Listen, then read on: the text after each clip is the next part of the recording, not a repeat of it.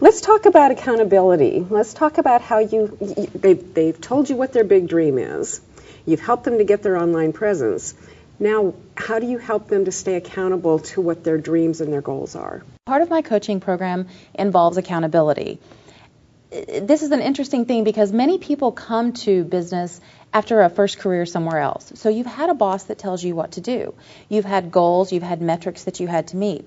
Now that you're your own boss, it's only up to you. And you may think that you're carrying through on things, but we tend to do the things that we like, not the things that need to be done.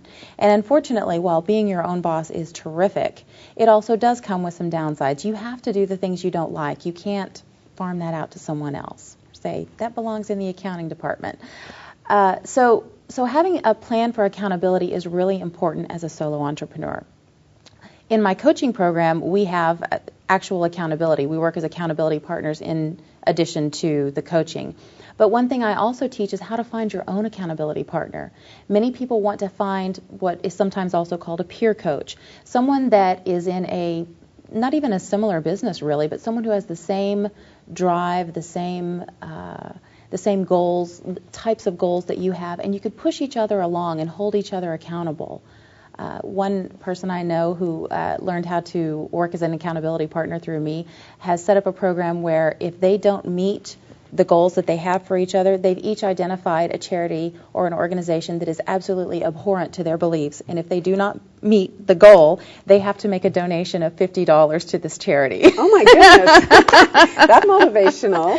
Now, I'm not saying everyone has to do that, but there are some really creative ways that you can work with someone else. And I love teaching people how to find their own accountability partner. I've had one for a year and a half now, and every Monday morning we have our accountability meeting, and it sets my week off right. We're able to help each other get where we need to go. Fabulous. So I'm sure that there are going to be folks watching this and thinking, accountability partner, that sounds good, but how does that work? Do we meet in person? Do we meet over the phone? Do we set up a web meetup? How do people meet to, like, if they say every Monday morning? How does that play out? Well, my meetings are all over the phone. You can do what works best for you. I know people who meet together on the same time every week or two, and they go for a walk. They walk their dogs, and that's when they have their accountability as they're going around the lake. So whatever works for you, and that's the important thing to think about in a relationship. It's almost like dating, actually. You have to know what you're looking for so that you can find someone who's looking for somewhat of the same thing, and you come together and your complementary skills are what helps the other person along. It's what makes the relationship work. So my accountability partner lives in Louisiana, and I have never met her in person. Oh my goodness. How did you find an accountability partner in another state? I found her through her blog. Ah, okay. Let's just go there. Okay. Because a lot of people live in their own little world. They'll create an online presence for themselves, and they sit in their own online presence. So talk to me about how to expand your outreach to other people to expand your social networking skills. Well, first of all, there's a difference between social media and social networking. Mm-hmm. Many people think that social media is actually social networking, and it's not. Social media is the tool. Social networking is the activity. Mm-hmm. So if I read blogs all day long but I never comment, I'm using social media, but I am not social networking.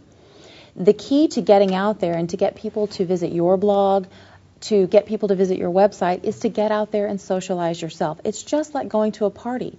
If you stay back in the corner of the room, even if you're wearing your fanciest dress and your prettiest shoes, no one's going to come over and talk to you. You have to go out and take the first step.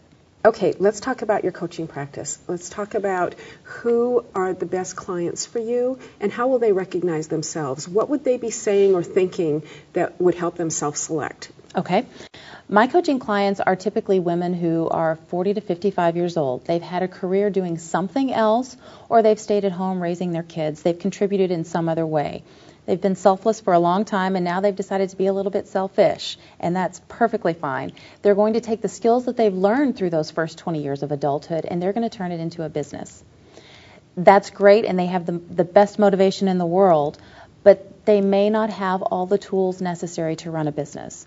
For instance, setting up their accounting learning how to find customers, learning how to market themselves. They could be great at what they do, but if no one knows about it, they're not going to make any money.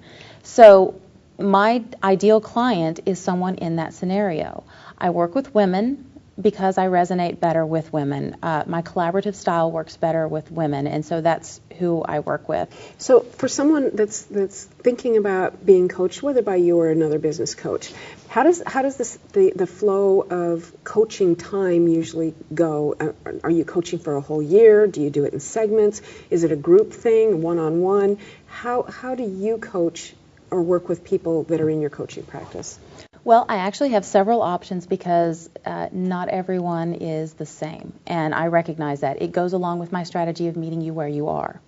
So we could have a standalone power hour session, which is a sounding board session. That can just be a one-time thing to help you figure out where you want to go and what you want to do.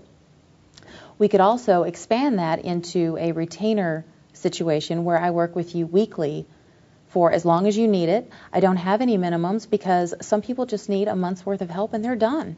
Mm-hmm. Someone else may need 6 months or longer, and that's okay. I work with you at your pace, at your speed. Mm-hmm.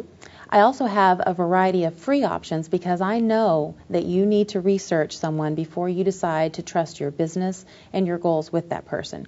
So on my website, there are a variety of options. You can read my blog, you can listen to my podcast, you can listen to several special reports that I have, read special reports that I have on my website.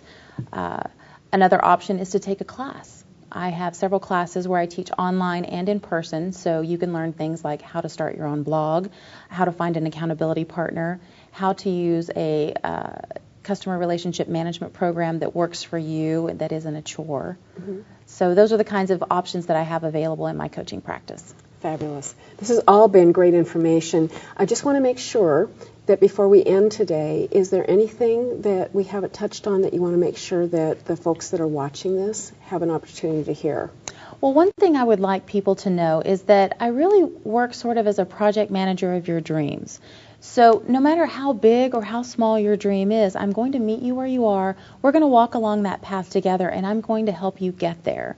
So it doesn't matter how little you think you know about business. That's okay. It's absolutely okay. And I just want people to not feel like they have to be at a certain level before they're able to contact a business coach. That's absolutely not true. Great. Well, Betsy, thank you so much for being with us today. It's been very informative. Thank you, Zita. You're welcome. And thank you for joining us today on Biz Talk with Zita. I hope to see you again real soon. Bye now.